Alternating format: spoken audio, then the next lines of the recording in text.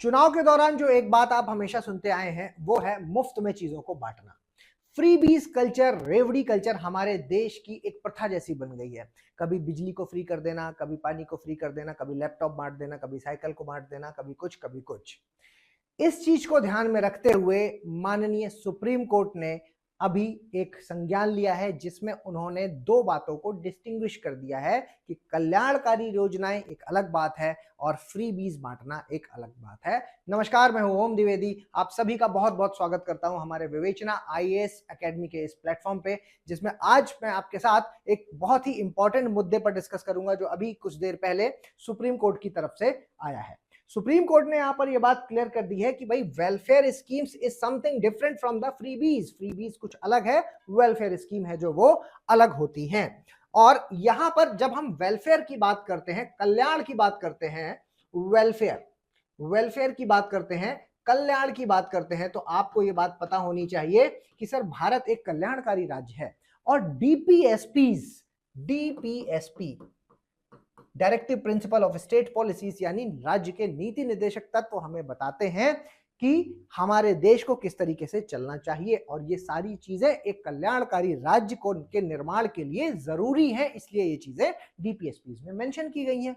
और इसलिए क्योंकि डीपीएसपी में चीजें मेंशन है कल्याण को लेकर के, वेलफेयर को लेकर, तो इसी वेलफेयर की आड़ में चुनाव प्रक्रिया के दौरान आप लोगों ने लगातार ये बात सुनी होगी कि बहुत सारी जो पार्टीज हैं वो फ्रीबीज देना शुरू कर देती हैं, मुफ्त में चीजों को देना शुरू कर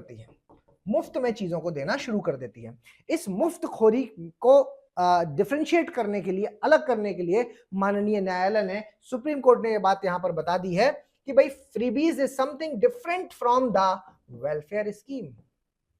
उन्होंने साफ यहां पर बता दिया है कि भाई वेलफेयर स्कीम क्या होगी। वेलफेयर स्कीम वो स्कीम होगी जो आप हेल्थ केयर में, एजुकेशन में या कुछ ऐसी जगहों पर खर्च करेंगे जिससे सच में फायदा होने वाला है, एक ट्रू बेनिफिट होने वाला है, न कि ऐसी कोई चीज जो किसी ऑर्गेनाइजेशन को या किसी आदमी को किसी छोटी मोटी जो प्रैक्टिस है उसके नाम पर आप बांट देंगे। जैसे मान लीजिए कि आपने लैपटॉप बांट दिए, आपने साइकिल बांट दी, है ना, या एटसेट्रा। आप लोग ज्यादा समझते हैं इस बात को कि सरकार में कभी इलेक्ट्रिसिटी फ्री कर दी जाती है, कभी कोई है जो सरकार वो पानी को फ्री कर देता है, कभी कुछ, और ये सब करके यहाँ पर क्या है, इर्रेशनल फ्रीबीज को बांटने की कोशिश करते हैं। मामला क्या है, थोड़ा सा इसके संदर्भ को समझते हैं।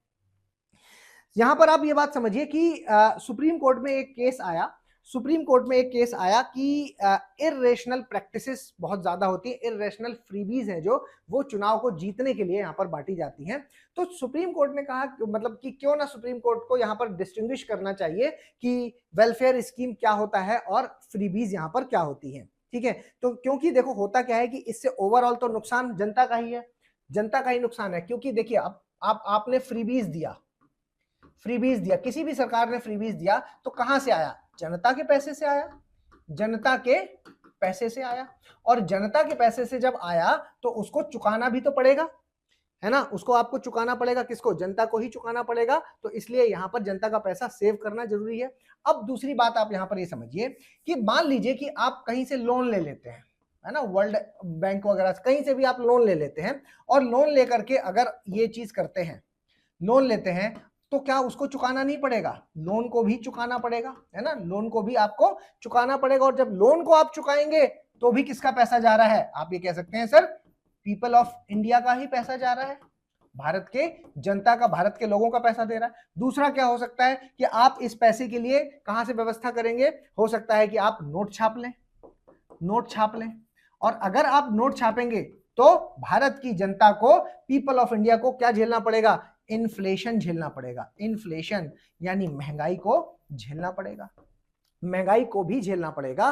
तो ये बात को ध्यान में रखते हुए कि ओवरऑल तो जनता का ही यहां पर नुकसान है, सरकार ने यहां पर क्लियर कर दिया है कि जब आप किसी ऐसी स्कीम पर, जैसे एजुकेशन हो गया, हेल्थ केयर सिस्टम हो गया, इंफ्रास्ट्रक्चर सिस्टम हो गया, इन चीजों में अगर आप इन्वेस्ट करते हैं, है ना, health care system, education, infrastructure, तो फिर आप इसको वेलफेयर कह सकते हैं। और बाकी किसी भी चीज को आप जो शॉर्ट टर्म के लिए आप देते हैं उसको आप फ्रीबीज कहते हैं। मैं इस पर और क्लैरिटी देता हूं आपको, और क्लैरिटी देता हूं, जो कि कुछ समय पहले एक आर्टिकल आया था, एनके सिंह साहब की तरफ से आया था। एनके सिंह साहब की तरफ से आर्टिकल आया था। आप जानते हैं 15th फाइनेंस कमीशन के चेयरमैन रह चुके, और इनकी तरफ से जब ये आर्टिकल आया था, उन्होंने ये बात साफ कही थी कि we should distinguish the welfare scheme and the freebies in two part, and one is कि जब हम किसी चीज में लॉन्ग टर्म इन्वेस्टमेंट करते हैं, लॉन्ग टर्म इन्वेस्टमेंट करते हैं, या यूं कहें लॉन्ग टर्म में के लिए हम जब पैसा आवंटन करते हैं, पैसे को आवंटन करते हैं, पैसे का आवंटन,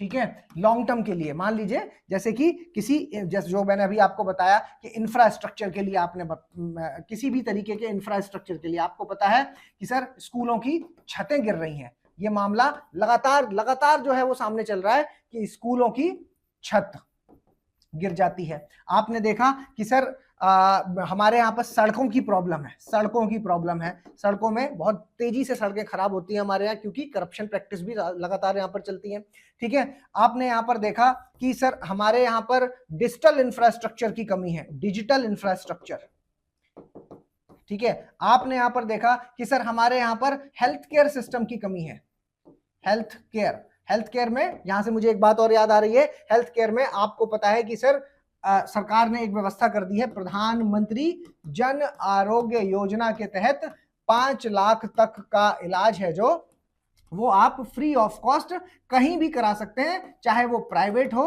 और चाहे वो सरकारी हो, है ना। तो जब इंसान के पास ऑप्शन होगा कि प्राइवेट में जाऊं या सरकारी में जाऊं, पैसा तो मेरा बराबर ही लग रहा है, तो हर इंसान कहां भागेगा, प्राइवेट की ओर जाएगा। क्यों भागेगा, इसलिए भागेगा क्योंकि सुविधाएं प्राइवेट सेक्टर में ज्यादा हैं आज के दौर पर। तो ये किसकी जिम्मेदारी बनती है कि वहां पर सुविधाएं सरकारी अस्पताल में भी होनी चाहिए, सरकार की जिम्मेदारी बनती है। लेकिन सरकार इस तरीके की स्कीम, जो कि बहुत अच्छी स्कीम भी है, लेकिन शॉर्ट टर्म में तो ये फायदेमंद है। देखिए मेरी बात यहां पर समझिएगा कि जब 5 लाख की बात करते हैं कि 5 लाख का फ्री इलाज आप करा दो, तो शॉर्ट टर्म में तो ये बात ठीक लगती है कि क्योंकि आपके आसपास सरकारी अस्पताल की व्यवस्था अभी नहीं है, तो आप प्राइवेट में भी जाके करा लो, कोई मतलब हानि ना हो, तो आप ठीक हो जाओ, ठीक है। लेकिन जब लॉन्ग टर्म की बात करते हैं कि सरकार ने एक व्यवस्था कर दी कि जब प्राइवेट वाला देख लेगा और अपना पल्लड़ा झाड़ दिया, तो ये कमी है। ये कमी क्यों है, ये इसलिए कमी है क्योंकि सरकारी इंफ्रास्ट्रक्चर जब तक डेवलप होगा नहीं, तब तक कल्याण पूरी तरीके से हो नहीं पाएगा। तो सरकारी इंफ्रास्ट्रक्चर को डेवलप करने पर यहाँ पर फोकस करने की ज्यादा जरूरत है, ताकि इंसान को दूर न जाना पड़े, पास में ही सारी चीजें हो जाए। हेल्थ केयर सिस्टम्स हमारे जगह जगह, गली गली में वहां पर मौजूद है, ठीक है। हेल्थ केयर के लिए यहाँ पर करते हैं। आपको पता है कि सर हमारे यहाँ पर एजुकेशन की ठीक व्यवस्था नहीं है, हमारे यहाँ पर लिटरेसी या यूं कहें कि जागरूकता की कमी है ना, चीजों को लेकर के। तो कहने का मतलब है जब आप लॉन्ग टर्म में ये चीजें करते हैं, लॉन्ग टर्म में जब पैसे को आवंटन करते हैं और उससे फायदा कमाते हैं, तो फिर उसको हम वेलफेयर स्कीम की तरफ रख सकते हैं, वेलफेयर।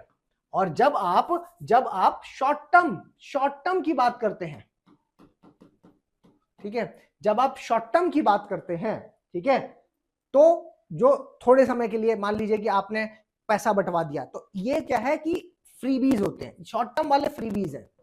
क्यों, क्योंकि ये शॉर्ट टर्म एम होता है कि एक बार चुनाव जीत जाएंगे फिर बस खत्म, ठीक है। तो उस चुनाव के समय ही कोई सी योजना ऐसी आती है, जैसे अभी बिहार इलेक्शन में एक योजना थी, है ना, जिसका काफी ज्यादा नाम हुआ, कमेंट बॉक्स में बताइएगा कौन सी योजना थी, ठीक है। तो बिहार इलेक्शन के समय में अभी आप लोगों ने देखा कि इस तरीके की योजनाएं अचानक से चुनाव के समय में ही आ जाती हैं। आप कहेंगे कि सर आचार संहिता लगने के बाद, sir moral code of conduct लगने के बाद तो अलाउड ही नहीं होता।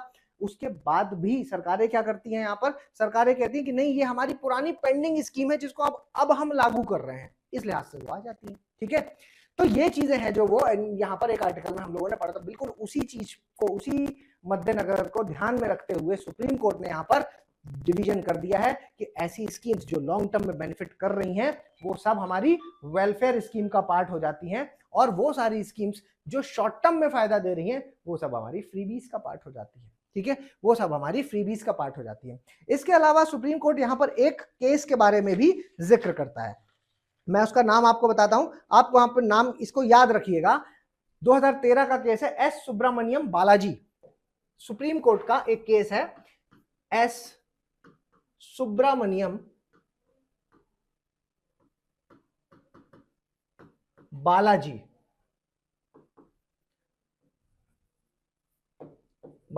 ठीक है, ठीक है।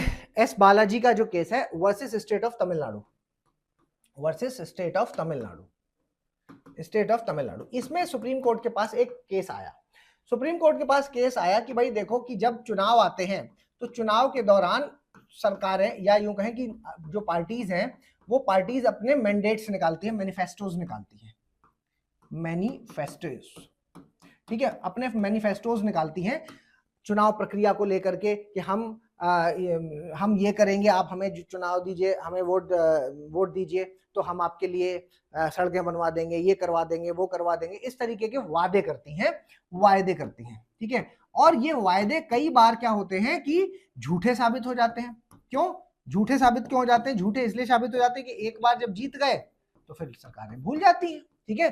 तो ये वादे जो सरकारें कर रही हैं, ये जो मैंडेट्स कर रहे हैं, ये सही में प्रॉमिस पूरा करना जरूरी है या नहीं है? ये बेसिकली एक कह सकते हैं अनरियलिस्टिक प्रोमिसेस होते हैं, अनरियलिस्टिक प्रोमिसेस, ठीक है। तो ये केस आया कि सरकार, ये जो पार्टीज हैं जो ये अपने वादे करती हैं और फिर बाद में मुकर जाती हैं, तो इसके लिए भी कुछ नियम होना यहाँ पर चाहिए। सरकार ने यहाँ पर साफ कह दिया कि इलेक्शन मैनिफेस्टोस में जो भी वादे किए जाते हैं वो करप्ट प्रैक्टिस नहीं है, ठीक है। इस समय सुप्रीम कोर्ट ने 2013 का मामला है ये, और 2013 में सुप्रीम कोर्ट ने यहां पर कहा था कि जो इलेक्शन मैनिफेस्टोज हैं, इलेक्शन मैनिफेस्टोज,